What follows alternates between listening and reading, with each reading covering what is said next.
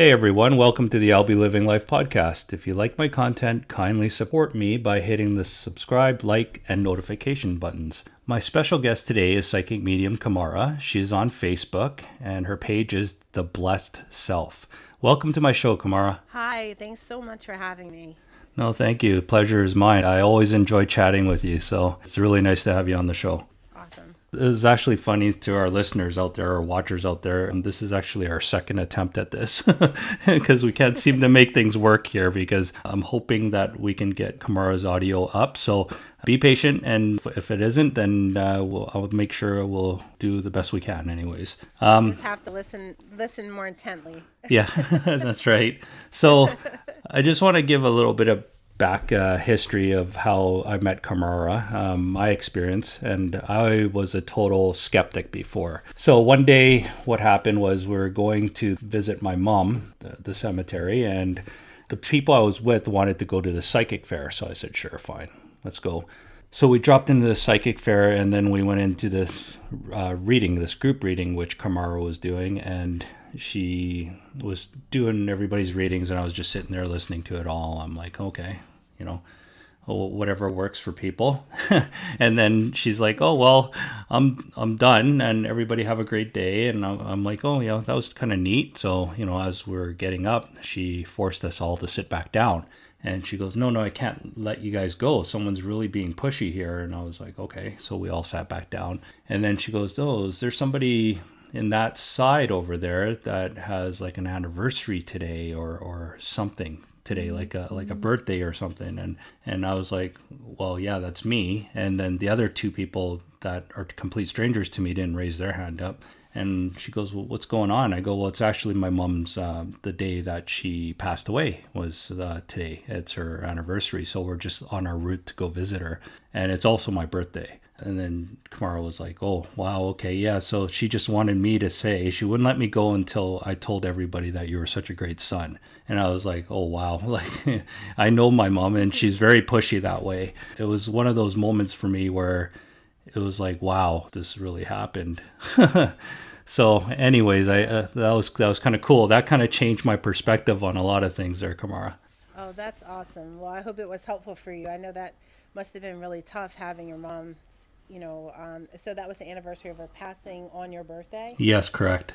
Oh, wow. Well, my mother passed when I was 21. Actually, it was like a month shy of my 21st birthday. But we shared a birthday, she and I. So that's a tough one, yeah. Yeah.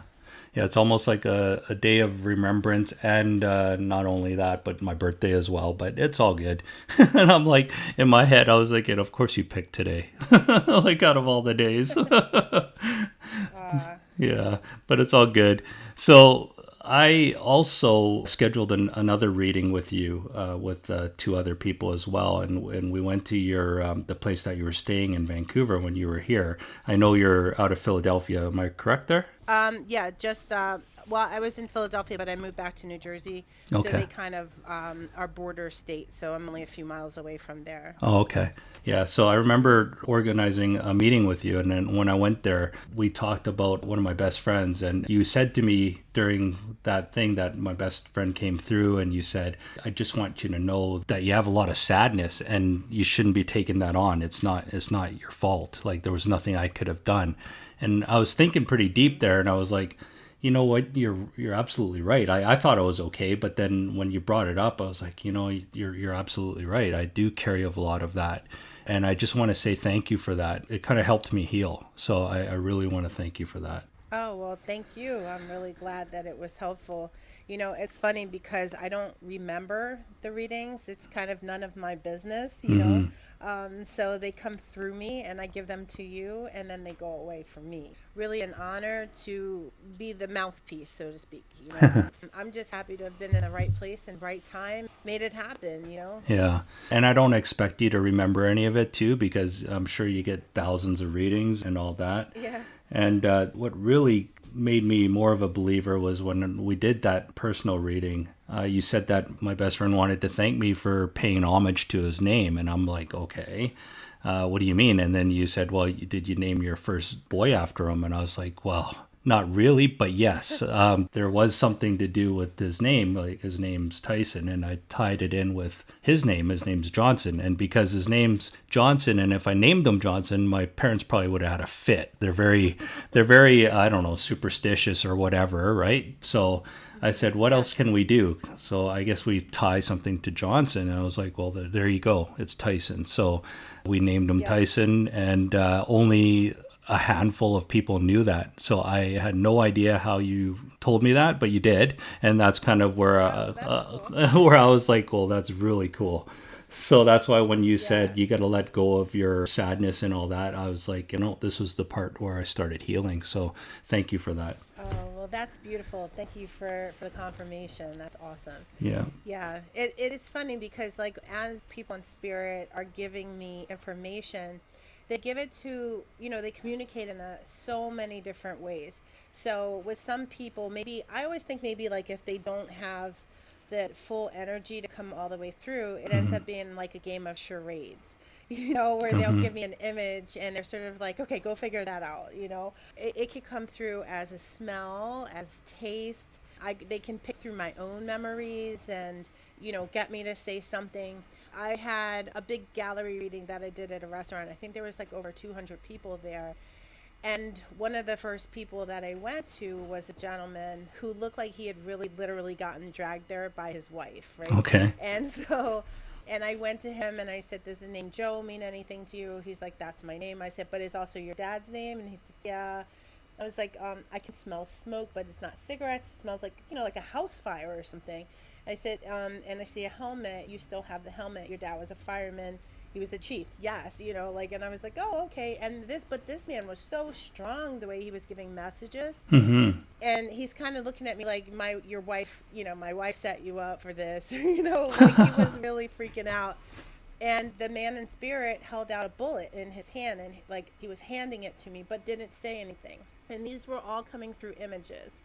So like the word Joe showed up, the helmet showed up, the fire, that was a smell, but he wasn't really saying anything. Mm-hmm. And when he handed me the bullet, I said, I don't know what this means, but he's handing a bullet to me. Mm-hmm. And that was what did it for him. He broke down in tears and he said, nobody knows that was his nickname for me, was Bullet. Oh, really? He said, wow. My wife doesn't even know that. Yeah, and because I always ask, if possible, if they can give me that one nugget of information that kind of seals the deal, so to speak, that says nobody else knew that, or only a handful of people knew that. So for you, it was like your son's name that he wasn't named after. It was like an homage to him. Yes. So, and some people really need that so that they can get past their skepticism. Yeah. And it's not really my job to convert skeptics. Like, I don't do that because that kind of puts me in a mindset of my ego. Yeah. So if you choose to accept the message, that's awesome. But I think sometimes that little bit extra is what needs to be given to evidentially to help that person to really accept the message that they need. Yeah, 100%. I think so. I think that's really cool because I was actually going to ask you, how do you feel like when you're performing medium work? And you kind of explained it right there. When did you... I was psychic. I intuited your question before you asked it. Yeah, that's right. When did you know you had this gift? Well, I kind of thought everybody did, right? So I guess, I don't know. It's like... you just assume as a kid that everyone is the same. Mm-hmm. And when I would wake up, there would be people walking out of my closet, out of my room, hanging on the ceiling, sitting on the end of my bed. It was a horrifying childhood, and I'm surprised if it was nowadays, they would have medicated me and given me therapy, or they would have had a name for it. Instead, I was psychotic or schizophrenic or something, but it was the 70s, so a lot of things were allowed to happen that wouldn't happen now. That's right. And I went and I talked to my mom, and I was like truly terrified. I didn't like going to sleep, and she was like, well, it's fine. Just tell them to go away. Tell them you're trying to sleep. Mm-hmm. And I thought, well, that was like lousy advice because there's all these people showing up in the middle of the night, standing over my face, hanging on the ceiling. It was horrifying. Yeah. And here's my mom just so blasé about it and nonchalant. Oh, just tell them to go away. So as I got a little older, I kind of revisited that with her, and I said, "Well, why are you just not making a big deal?" She's like, "Oh, well, because that's just what we do." And I'm like, "Would we? What? Like, what Yeah. does that mean?" And then she explained to me that this is something that is a gift that, that she had and that runs in the family. But it really does get stronger, I think, as the generations progress. Because Hmm. I have 5 children, but 4 are adopted. There's a couple of them that are pretty in tuned, and are a little psychic themselves, which I think we all are to a certain Hmm. extent. But my biological son and I, like, it's kind of he's very strong, but he's in banking, so like, I couldn't think of a complete. I was like, please let me train you. He's Yeah. like, no way, no how, not gonna happen. He's Yeah. in banking. That's hilarious. Yeah. Yeah. So, I mean, over time, I just sort of developed it, though. Like I kind of tried to squash it for a while. That Yeah. doesn't work because they don't let you do that. They just bug you more, make you not sleep, and give you anxiety until you talk to them. Hmm. And then in the early 90s, I'm really dating myself, but yeah, I decided to start to study and learn more about how to give a good psychic reading and, things like that.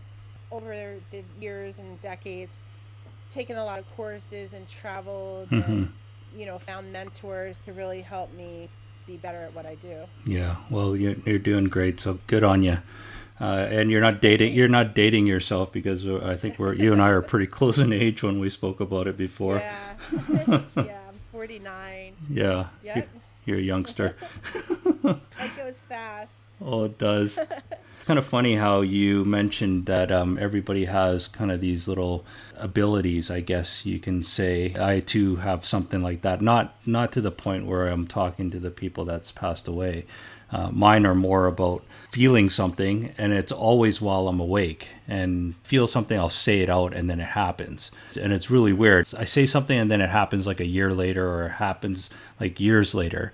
But it's something like completely off topic of what I was talking about with a person, or while I'm sitting there, I could be just watching a TV show and then something else comes into my mind and I blurt it out. It's really weird. I've had that since I was a kid, and now it doesn't really happen anymore after my friend passed away. But that was it. I think it might have been a shock to the system, and I predicted a couple of my uncles' passings before they passed.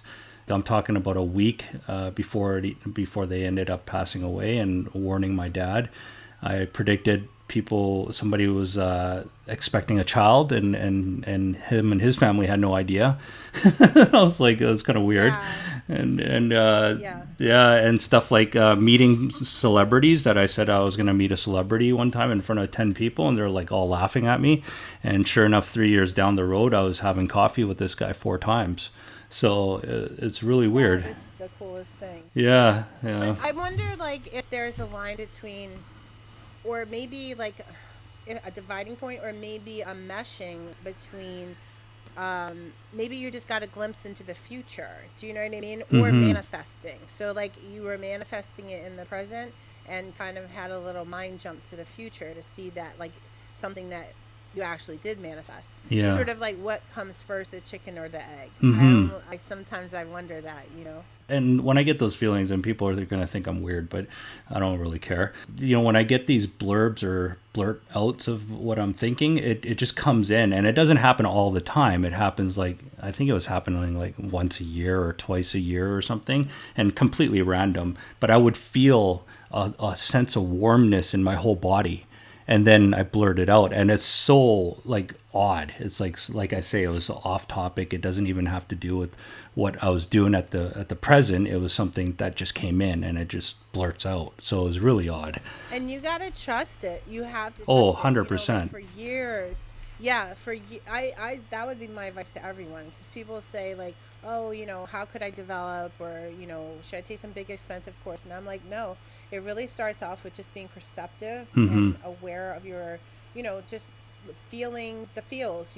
What does your body feel like Yep. when you're picking up on something like this? And you just said it feels warm all over. Yep. And when people ask me, like, how can they develop their psychic awareness, I'm like, you have to work on your awareness in the here and now first. So notice if you're in a room, all of your senses. What do things feel like, smell like? What's the taste that you have? What are the different layers of sound that you can hear? Mm-hmm. Close, and maybe even distant. And there are so many things that we overlook, that we don't pay attention to. And then as you're paying attention to it, it'll start to help you to pay attention to the more subtle things Mm-hmm. that are internal feelings. And as you're getting those, you have to trust them, because they don't belong to, your left brain. They belong to your right brain and Mm-hmm. and your soul. So as you're starting to have those little, whispers, nudges, little feelings, you got to go with it. And then if the more you trust it, the more often it'll happen, and the stronger it'll get for you, so that you don't doubt it. So if it's sort of like, go do this, you go do it. Mm-hmm. Don't do that, you don't do it. Mm-hmm. Yeah, you're right. It'll keep you out of trouble. That's right. I had about, Yeah. I think I had between 15 to 20 of these things during my life. And honestly, they all came true.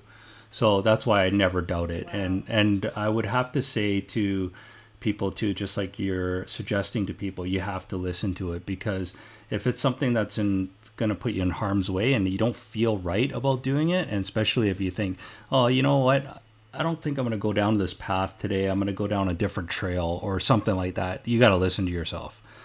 And just Absolutely. yeah, just it's I don't know what it is. It's just you got to, like you said, listen to yourself. Well, for me, like, I used to see things 3 times. It was like a movie that would play in my head, like a quick scene. And if I used to ignore it all the time, Hmm. and then the thing would happen. Like, one of the times I saw myself getting into an accident on a moped. I was in Cancun, being young and crazy and, probably drunk and silly. Hmm. And I got into an accident, and I saw it happen 3 times. And I was like, oh, well, that's okay. I'm going to get on the moped anyway.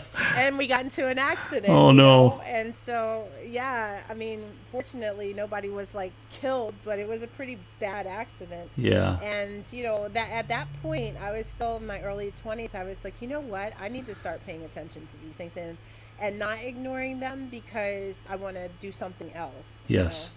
Yes. So now it's even like little things where it's like, oh, grab that before you go. And then, like, that happened to me the other day. It was like, oh, grab that, whatever it was. I think it was a book or something, Hmm. that I wanted to grab, and to take from, we have a house up in the mountains, and I was coming back to my other house, and I won't be back there for like a month or so. So it was like, oh, grab that book and bring it. I'm like, oh, I won't need it. And didn't I need it? It was like 3 days later. It was like, oh man, I wish I had that book. See, told you so. That's funny. Yeah. Yeah, yeah, definitely. So I want to also talk about your FBI or police work that you've done. Can you speak a little bit about that? I'll just let you talk about it. Go for it. Well, the first time was, again, I'm dating myself, in the 90s. I think it was 90s. It was a celebrity who, his stepson disappeared, Hmm. and it was, I woke up one morning, turned on, like, it's like Good Morning America or something like that, and saw the story. And that celebrity was somebody that I knew pretty well, and I was friends with him and his family, although I did not know and had not met the stepson before. Didn't want to overstep and kind of like reach out or anything like that. And this was before like Google and cell phones and Hmm. texting and all of that, you know, stuff. And I went back to sleep, because I used to work, bartend, and I was really tired still, And I went back to bed, and I had this dream, and in the dream I saw the whole scene of the young man that went missing getting in a vehicle. I saw the make, model of the car. I saw most of the license plate, and the people who were in the car I got a good look at. And that never really happened to me before, because I'm not a person who has dreams, Hmm. and I don't really remember them like that. Like, my son, he has prophetic dreams, but that was never my thing. So I woke up and wrote everything down, and the dream stayed with me, which was also really unusual for me.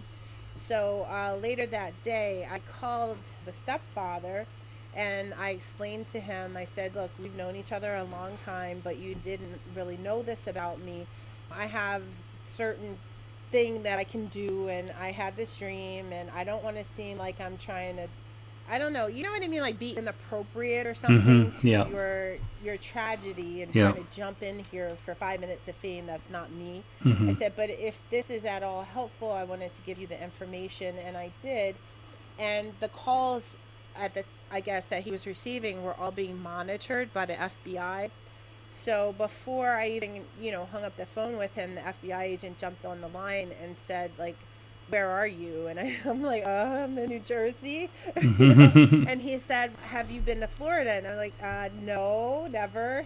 And he said, well, it turned out that the information I had was the last thing they saw in surveillance video. Wow. And it was exactly like everything that I said to the T, including the partial license plate number. So they flew me to Florida, and I was there for, I don't know, like a week or so. And I worked, that was the first time I got to work in like like the command room, and Yeah. with the sheriffs and all of these other things. And sadly, the young man ended up being found deceased. But I kind of described the situation where they would find him, and how they would find him, and that I didn't feel that he would be alive at the time. But it was a wacky situation. Like, I mean, the information came in so clearly. It was like I was able to give like marker numbers on highways, names of roads. It was almost like I could see through his eyes in the back seat of this car. And it was like, turn right here, turn left there, you'll see this, there's a landmark, here's this building, where's that? And in a place I had never been before. And it was really like remote viewing, but I didn't know that it was remote viewing, if that makes sense. Yes. Yeah. I just kind of put myself in him and said, show me what you saw. And then I just wrote everything down. And the FBI said at the time, like, if we did not know that you were in New Jersey, we would have arrested you. Yeah. Because your information was so Bang on. insanely accurate. Yeah. Like, there wasn't anything that I said that was incorrect. The weirdest thing was, I'll tell you this even blew my mind, was I said that there was a man on the side of the road selling barbecue out of one of those, like those black drums that Yeah. they cut in half. Yeah. Yeah. And I said, and his name is Charlie, and he's in Native American, or you say First Nations, Yeah. with pale gray eyes and a black hat. And they said, that's just ridiculous. Like, okay, now you're stretching it. Yeah. And didn't we see the man? Like, we pulled over. He's selling barbecue on the side of the road. His name was Charlie. He had a black leather cowboy hat on. And he said he was called a Flint Indian or something like that. Okay. And he had these steel gray pale eyes. And I creeped myself out with that one. Yeah. Yeah. Yeah. No Oh my kidding, gosh. eh? That was kind of my introduction to it. And then since then, I've worked on other cases. That the thing is that when you work with law enforcement, nobody, I don't request payment or anything like that. And B, no one will ever say that they worked with a psychic. So Yeah. you get no credit. Yeah. They don't ever want to admit that any information that they've garnered was from a psychic. Well, I'm trying my best here to definitely let people know that, nope, you know what, you changed me, and you helped me heal. So there you go. Great. I'm glad. I know you have a Facebook page, and you also have your website, right? The Blessed Self. Yeah, and then you could definitely book appointments on there, because you do you do Skype readings? Is that how it works for you? So I do phone or Skype, and then I read for people all over the world. So Skype is great because Zoom cuts you off at 40 minutes. That's right. And Yeah. Skype is really awesome. I record my sessions and send them an audio through Google Drive. So you can do phone, WhatsApp, I guess, if Skype. So it's really great. Yeah. And I guess I was a little ahead of the curve because I've been doing Skype for years now. Yes, you were. And everyone is virtual. Yeah, that's right. I'm like, oh yeah, we already got that down pat. Yeah, so Yeah. for all you that are watching this, please on Facebook, go onto her page, check her out, check out some of the predictions that she's made and some of the stuff that she's put on there. You can book appointments with her on there as well, and same with her website, theblessedself.com. Is that correct? Yeah, it's the A blessed self. Oh, the blessed. BLESS. Okay. Yeah, BLESSED Yeah. self SELF.com or the blessed self Yeah.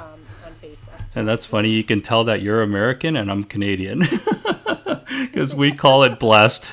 That is funny. Well, you Yeah. can say blessed or blessed. Yeah, You that's could say right. blessed too. Yeah. Mm-hmm. Yeah, that's funny. Yeah. But anyways, no, I thank you so much for joining me on today, and I'm sure we'll keep in touch, and I'll glad to have you on again, maybe down the end of the year there, and hopefully we have a better audio, and we'll make it work some more, and we'll maybe share some more stories. But yeah, if you're not following her, give her a look on Facebook there, and if you want to book something, definitely book something on there or book something on her website. And thank you again. And My pleasure. It was Yeah. great connecting with you. Thank you. yeah, likewise. So just a gentle reminder to everybody else out there, if you can kindly support me by hitting the subscribe, like, and notification buttons, and I'll catch you guys next week. Thanks.